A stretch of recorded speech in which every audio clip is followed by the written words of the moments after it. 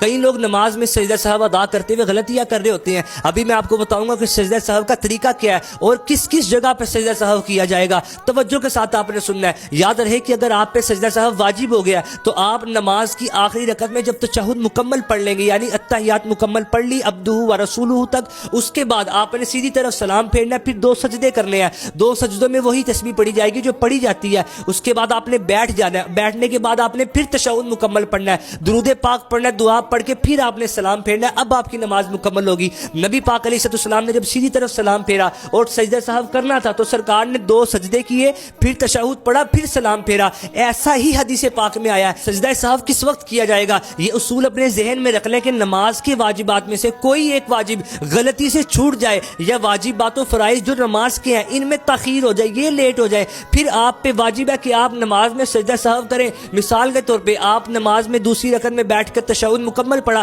اب تیسری رکعت کے لیے کھڑا ہونا تھا لیکن آپ نے غلطی سے اللہم صلی علی محمد اتنا پڑھ لیا. آپ پر واجب ہے کہ آپ نماز کے آخر میں سجدہ سہو کریں گے. یا وتر کے اندر دعائے قنوت پڑھنا بھول گئے، رکوع میں چلے گئے، اب رکوع میں جا کر یاد آیا، واپس تو نہیں لوٹ سکتے، اس لیے اب نماز کے آخر میں سجدہ سہو کریں گے. اسی طرح نماز کی آخری رکعت آپ پڑھ رہے تھے، اتحیات پڑھ کے غلطی سے کھڑے ہو گئے حالانکہ آپ نے سلام پھیرنا تھا، تو اب آپ بیٹھتے ہی دوبارہ سجدہ سہو کریں گے. یقین مانے اور بڑے ایسے مسائل ہیں جن میں سجدہ سہو کرنا ہوتا ہے لیکن تھوڑے سے وقت میں سبھی کو نہیں بیان کیا جا سکتا. وقتاً فوقتاً آپ تک ان مسائل کو پہنچایا جائے گا. جتنا بتایا گیا اس کو یاد کریں اور لوگوں میں شیئر کریں. اللہ پاک عمل کرنے کی توفیق عطا فرمائے. جگہ کے تاجدار